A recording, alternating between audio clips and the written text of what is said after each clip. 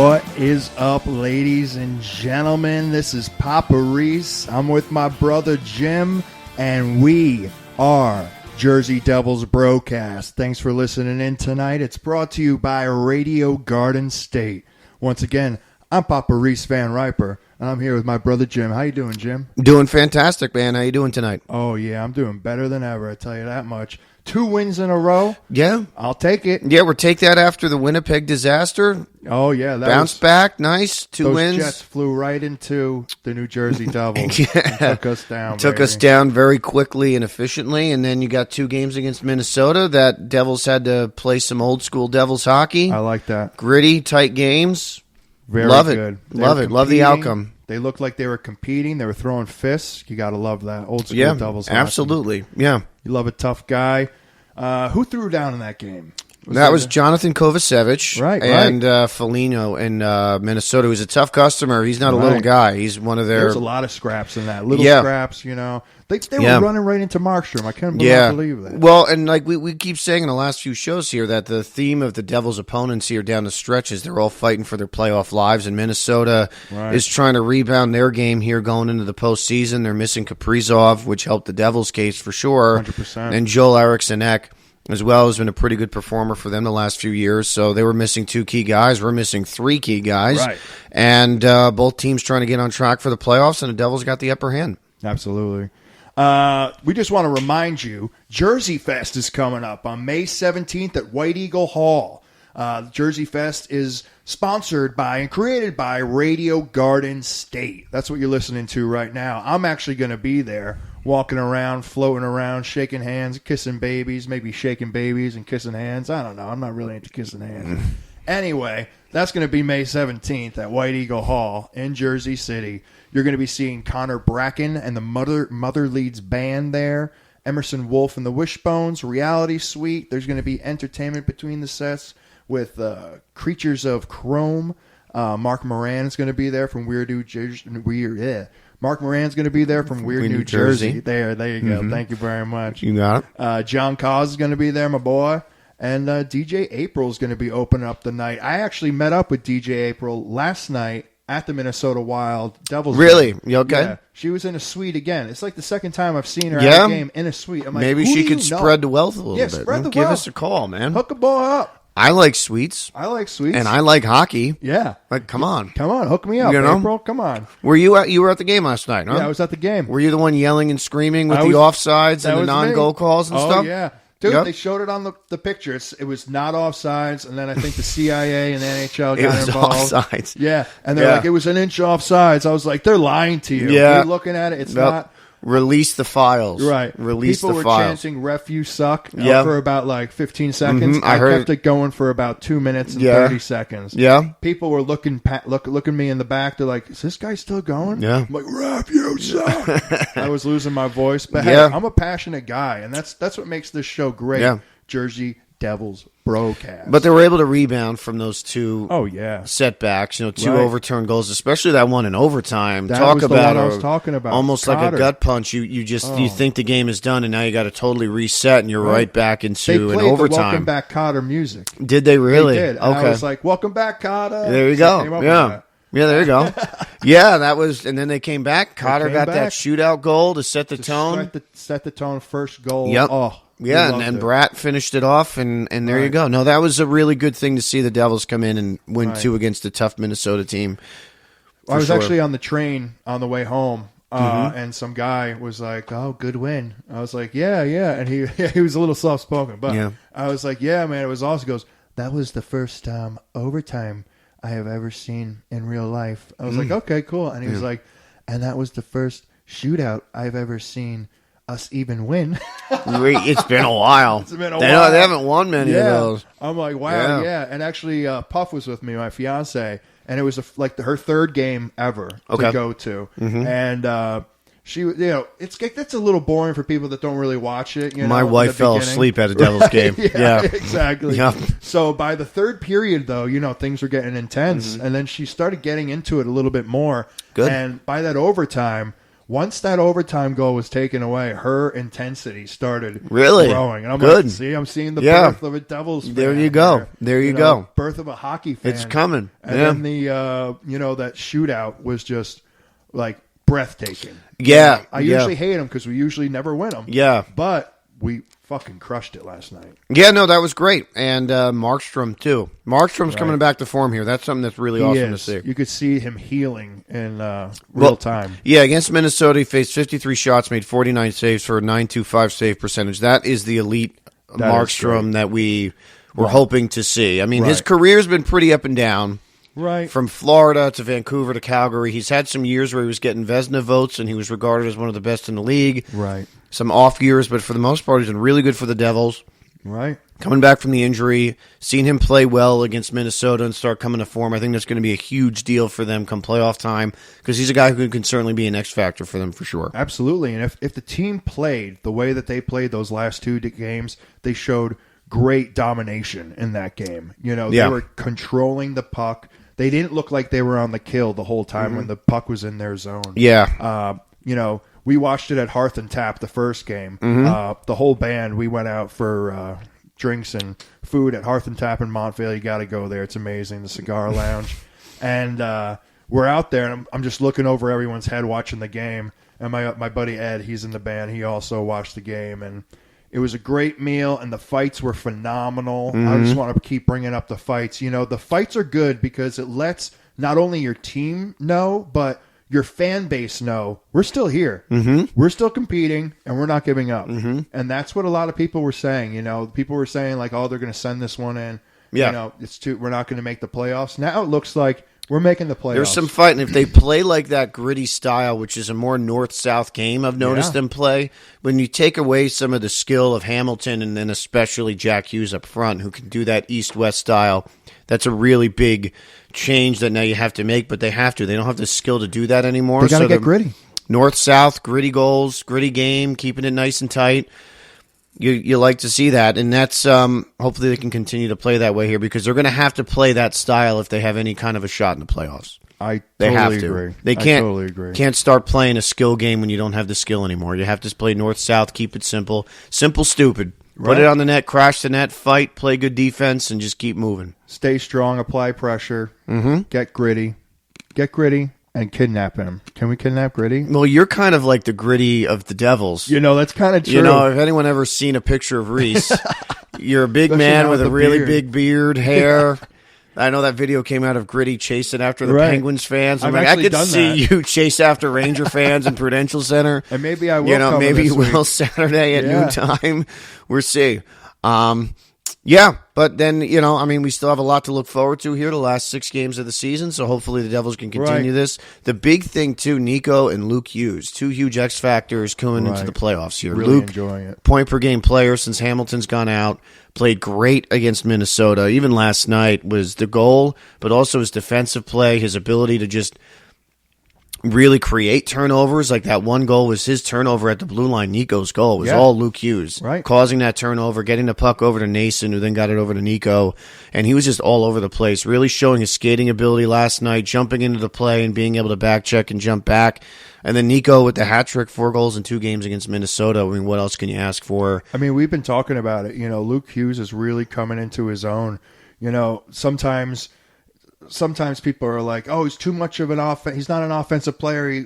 Once he made that play, he gave up the defense. They scored a goal on that play. That's going to happen early in his career. You know, where's the other defender? Why aren't we tighter there? But the last couple of games, he's been really doing really well. And also he was out for the first Minnesota game or the Winnipeg game. Which then sort of with some of my interactions with the fans in the last week or so on our Facebook page, a lot of fans against Winnipeg are so upset that they lost so badly. And I was texting you, I'm like, this is going to be a slaughter tonight. You don't have Luke Hughes in the lineup. No Hughes brothers, no Hamilton, no Siegenthaler. This team is banged up going against the best team in hockey right now in Winnipeg.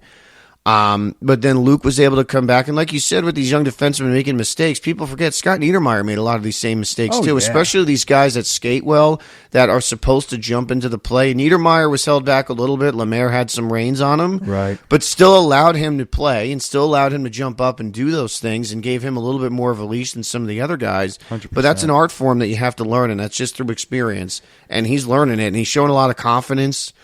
I think if he can really start playing like the Luke Hughes that we think he's going to be, right, that is a huge deal come playoff time, because now he's no longer your second pairing, kind of a nice offensive young player. He's becoming more of that top pairing number one defenseman that can do everything and take over a game, which he did in both games against Minnesota. Yeah, he really did. He brought it.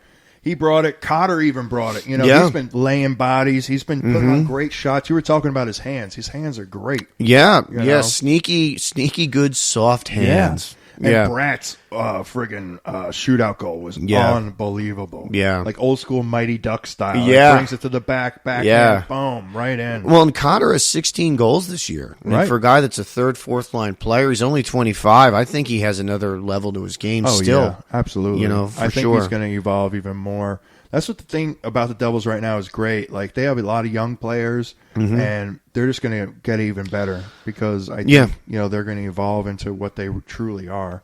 Yeah, I mean, that core for the most part is young, but they're also starting to get to the point. I know with the injuries, it changes some expectations, but like, you know, Bratt and Heischer are 26 now. It's time to start. I think you're seeing them do that, but it's time to start, like, you got to hit your prime, like, today. Yeah, now's the time. Now's the time, and you're starting to see that for sure. Right. Maybe we'll turn it on. Maybe we'll get Dougie back. Maybe we're going to be on fire after this Rangers game, and I think we are. This is Reese Van Riper. I'm on fire. I've seen the sign, too. That's Signs by Connor Bracken and the Mother Leeds Band. They'll be playing Jersey Fest on May 17th at White Eagle Hall, brought to you by Radio Garden State. Tickets are on sale now.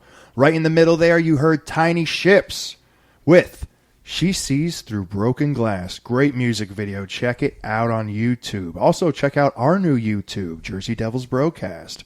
Tiny Ships is playing a show at Prudential Center during a Devils game. Islanders at 1 p.m., April 13th. Check it out. It's going to be awesome.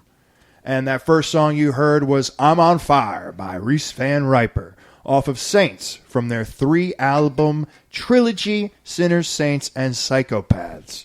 Their new album comes out July 4th, Independence Day, called The American Dream. They recorded at Backroom Studios with Kevin and Trajan. Check it out. It's going to be awesome. Speaking of being on fire, Devils are on fire right now. Well, can they keep it up? 2 games. 2 games. I'm on not fire. Not on fire yet. I'm sparked. Yeah, I'm a little bit of a spark. Not First on fire game, yet. gasoline was poured on me. Yeah. Second game, they lit, the lighter. Third game against the Rangers, they're just going to throw that. Yeah, and the way it's looking, that could be a game that could be a bit of a dagger against the Rangers. That would be pretty sweet for us on Saturday if you can do that, because Columbus is beating the piss out of Nashville right now. Beating the goddamn 8-4 in the third period. So it looks like Columbus will be tied with the Rangers for the Rangers in Montreal for the final wild card spot. Both Montreal and Columbus have a game in hand on the Rangers, and the Rangers are playing Minnesota, I believe, tomorrow night. So that is a must-win game for the Rangers. If they lose that game tomorrow against Minnesota, the Devils have an opportunity to really kind of put them down on Saturday, which would be lovely. Will it happen? Because that's a rivalry game. Yeah, I mean, the Devils have played the Rangers. We're going to beat them. Yeah, now you don't have Jack Hughes, who's been the Ranger killer, but the way Luke Hughes has been playing, he might be stepping into that role without an issue. Shushurkin hasn't really played up to his normal potential. Markstrom actually has a pretty good record overall against the Rangers in his career. I'll take it. I have his stats up right now, and he's had 19 starts against the Rangers. Right. And he has a 921 save percentage, which is great. I mean, that's outstanding. That's him at 2 full shutouts. Health, maybe, too. Yeah, he has a shutout against the Rangers this year with the Devils earlier in the season. That was when the Devils had that streak of like only 12 to 15 shots on net given up during That was back in December. So Right. I think the Devils have a really good opportunity here to kind of put the Rangers down. The Rangers kind of manhandled the Devils last year. For the Devils to come out this year I would like that. beat them soundly twice. They lost in overtime that third game, and then to really end their season on Saturday, that would be fantastic. Speaking of Markstrom, that brings us to a puck talk. Oh, hold on. Well, that's not our puck talk, ladies and gentlemen. Speaking of Markstrom, that brings us to our puck talk. There we go. Puck talk, baby. So, Markstrom, last night, played lights out, I thought. Even though he let those two up in the regular, I think he played a great game.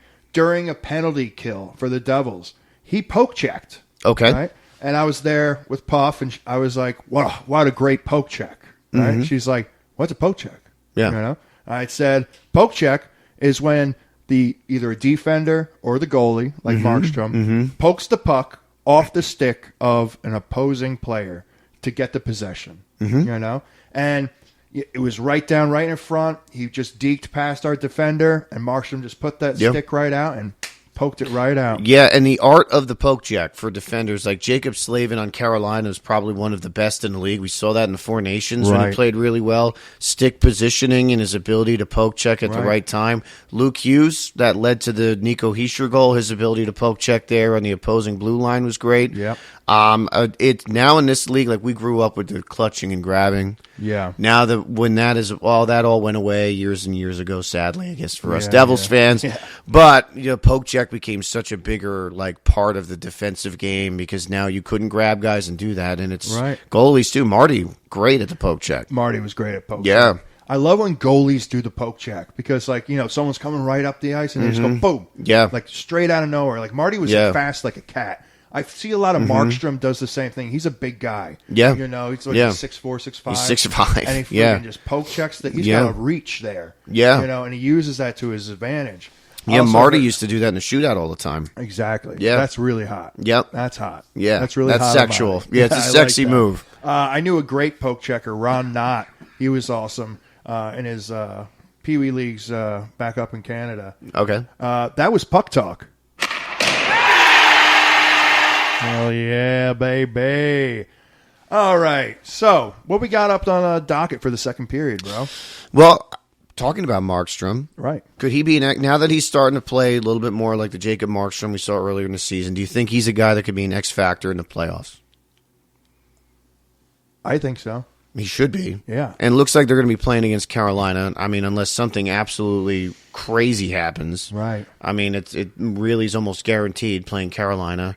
And they have Freddie Anderson and Peter Kochetkov. I always mispronounce his name. I'll try and pronounce so many of these names wrong. It's already... Both are pretty solid goaltenders, but I think Markstrom at his best is still probably going to give the edge to him. I really hope so. What is going to be a very tough series for the Devils to get through. If he can play at that level that we saw earlier in the season where he can steal a few games, if you have a hot goalie come playoff time, you can beat anybody. And he's hot. He is. He's hot. He's melting the ice. He's melting the crease over there. He was a little cold because they put him on the ice to mend him. We were at that game where he got injured, and now he's hot now. Yeah, those last two games, he needed that, and hopefully that kind of springboards some things here for them moving forward because the Allen Dawes tandem was great. Right. And then Markstrom came back. I mean, we were even saying how don't start Markstrom, don't start him, start Allen, need the points, need the points. Well, what the hell did we know? Right. Because they started him, and now he's getting going. He's getting going. Because if we just waited till the playoffs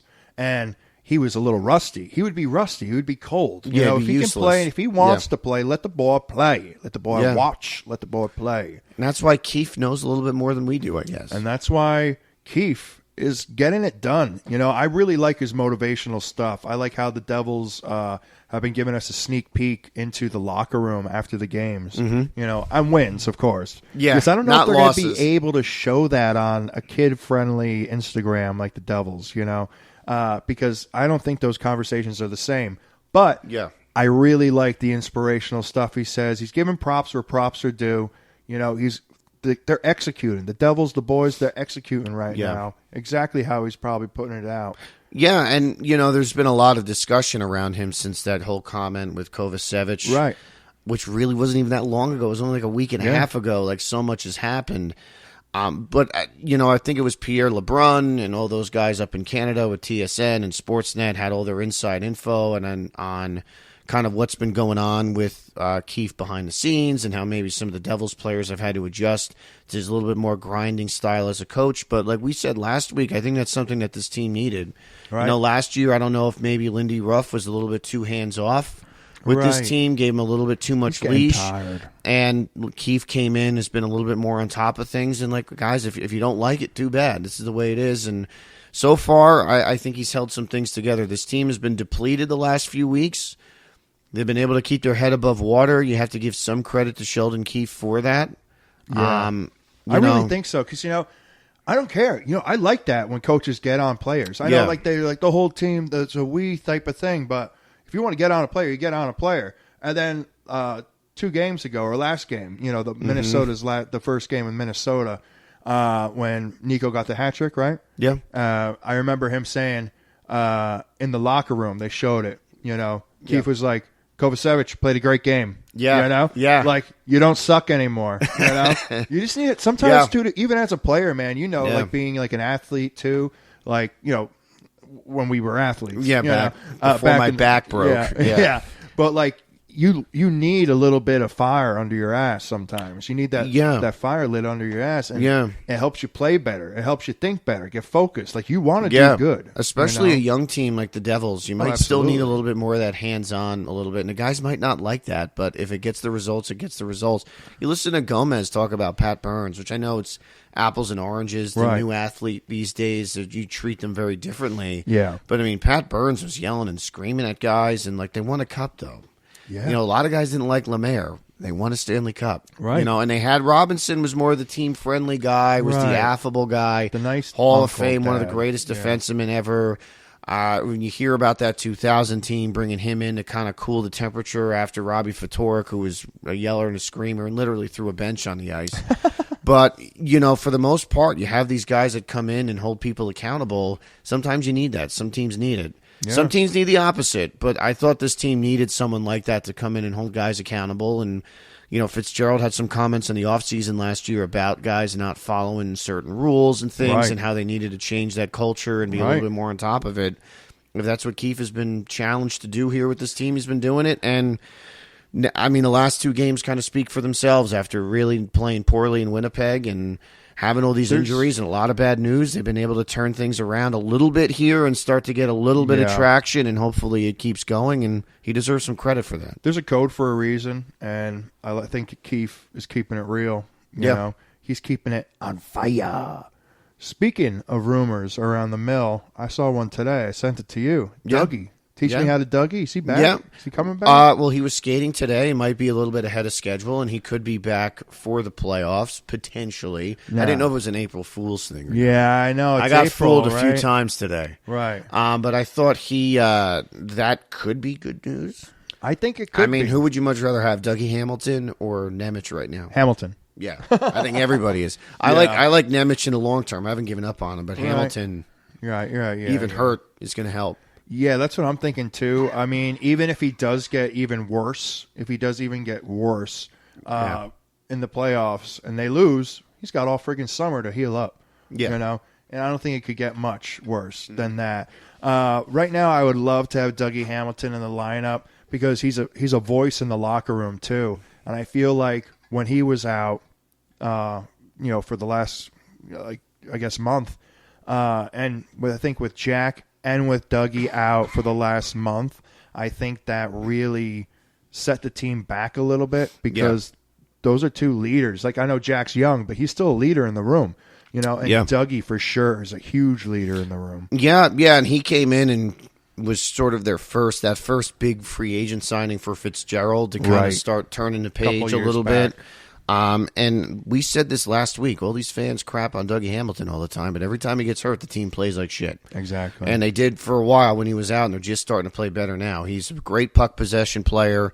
He's a great puck mover. He gets the puck in the defensive zone, moves it up quickly. Is he going to make fantastic defensive plays? Probably not. That's not his game. Is he going to go and lay hits and use his size and do that? No, that's not really his game. Yeah. Great shot, great passer, very smart player. He's been everything you could have asked for. He had like 74 points 2 years ago. What else do you want? Exactly. And, to be honest, Dougie Hamilton, he's one of those guys that I don't think he's never going to die.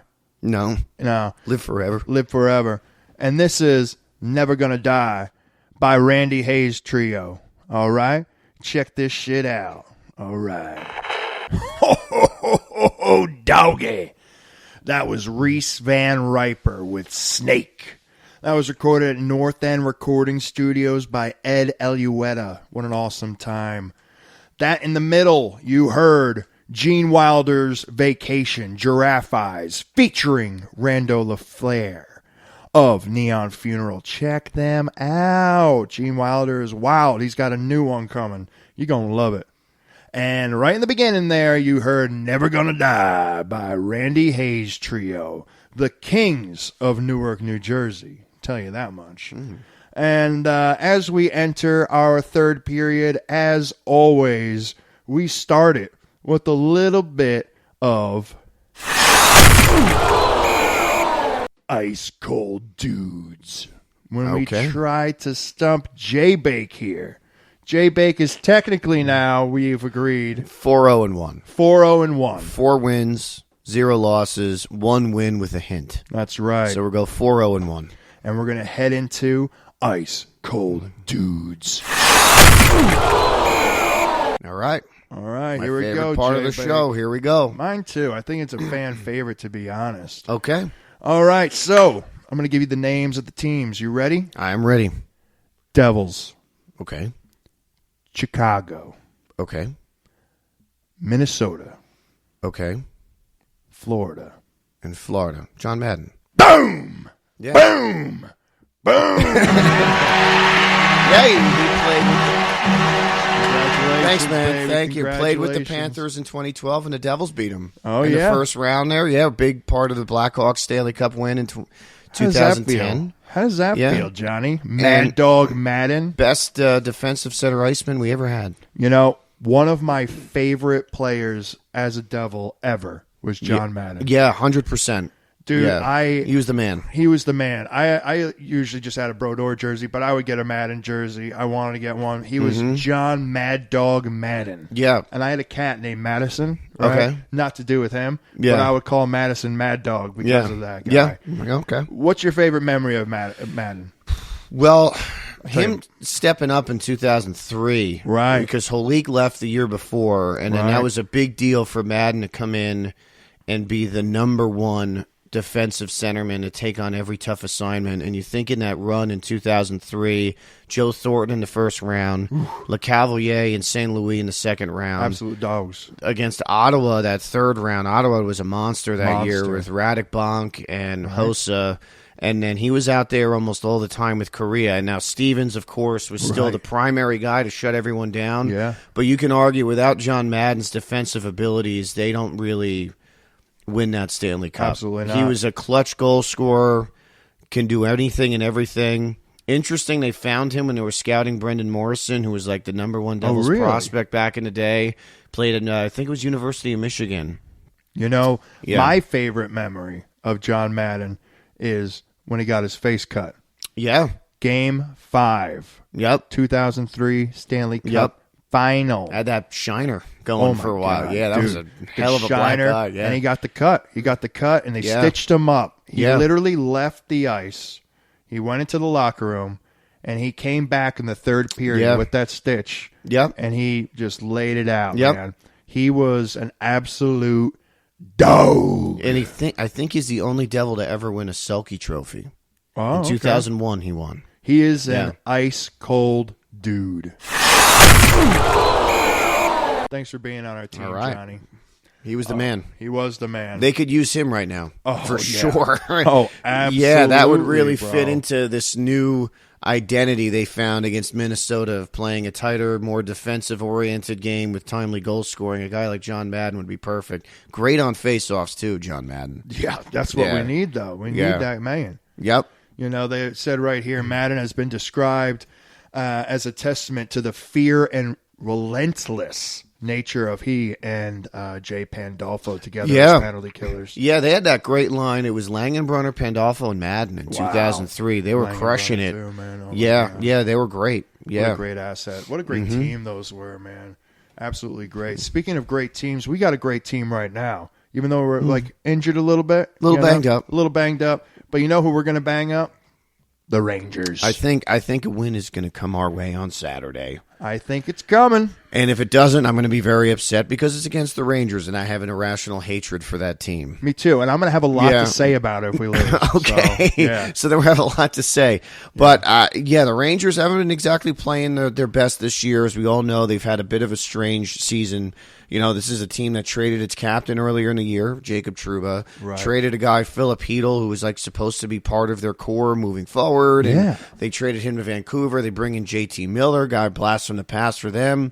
Guy that left Vancouver under some strange circumstances, but he has been great with the Rangers. That was a whole weird thing with him and Elias Pettersson in Vancouver, and they weren't getting along, and they had to trade one of them, but they're in a playoff race, and it was kind of a bizarre situation. But Rangers have definitely taken a huge step back from where they were. They were a team that was picked to be a cup contender this year. They have one of the best goalies in the game. And right now, they got bad news tonight because Columbus and Montreal both won tonight. So they're falling back in a wild card race. They have a must-win against Minnesota tomorrow, and then they're going to have to beat the Devils on Saturday. And you can look, too, and see, Zibanejad only 51 points in 74 games. That's a bit of a step back for him. Vinny Trocheck, 51 points, 74 games. Lafreniere started the year hot, and then he really cooled off a lot, 43 and 74.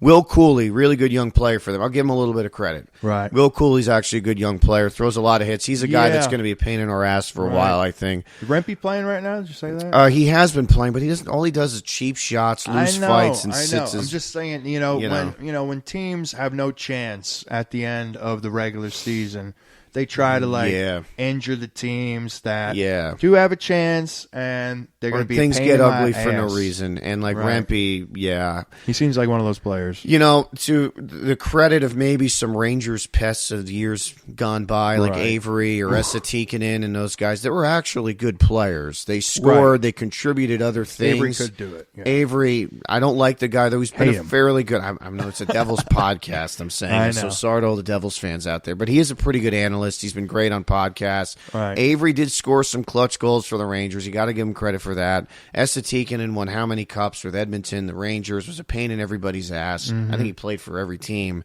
Right. Even played for the Devils for like 4 games. But Rempe doesn't really give you much of anything other than he runs around and he gets suspended every other week. So I don't know. I don't really get it. I don't know if he really has much of a future with the Rangers anyway. If they're going to start looking to rebuild and retool going into next season, is Matt Rempe really going to be part of that equation or not? Right. I think they have a good record with him in the lineup, but he doesn't really seem to contribute much. So yeah, it's very true. A guy you got to have your head up because he'll take a cheap shot. He did against the Devils last year. I would imagine a rivalry game on Saturday. He's going to be all juiced up, ready to go. So you're going to have your head up. But the Devils have their own guys that can stick up for themselves, like Dylan and Kovacevic, 100%. Cotter. Guys that aren't going to have no problem. Put McDermott in Saturday, man. Exactly. Put him in. Seriously, put him in. Yeah. You're going to need him to keep Rempe in line. Let that boy fight. Yeah. All right. So we got the Rangers coming up Saturday. We have the Boston Bruins Tuesday. And we have the Pittsburgh Penguins after that. Yeah, Devils have a fairly easy schedule here the rest of the year. It's a really good opportunity to get some confidence going into the playoffs and start moving things, continue things in the right direction. Can you win 4 games in a row? Right. That's a big one. They have to. Let's do this. It's laid out for you now. Yeah. Finally win these 4 games in a row. Maybe 5. Maybe just close it out. and then get that energy. Yep. You know, get 12 points. They maybe finished get the year Dougie at the end. Finish 99 points, which is a great season from where they were last year. To bounce back a little bit, have the injuries, go into the first round, and start building some confidence. So these teams that play well down the stretch into the playoffs tend to be the most dangerous. Right. You're seeing it right now. I don't think anyone really wants to play Montreal right now. No. I mean, they finally woke up a little bit. Yeah, their young guys are waking up and playing really good hockey. And could the Devils be a team like that? That going to be a bit of an underdog right now with their injuries. If they were healthy and playing well, I wouldn't say they'd be an underdog. They'd be a favorite. But with the injuries, the Devils are an underdog. They're probably going to be counted out. But could they come in and surprise some people?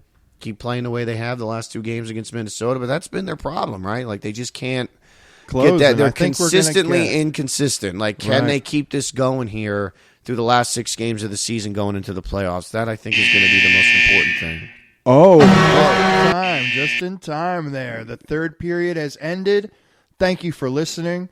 Next week, we're going to be talking about the playoffs. And we're going to talk about some of our favorite playoff memories, some of the worst memories of our lives as well in the playoffs. But we know that you're going to be here listening with us. This is the Jersey Devils Brocast. Check out our Spotify playlist. Check out our YouTube page, our new YouTube page. Check out our new Facebook page. You're going to absolutely love it.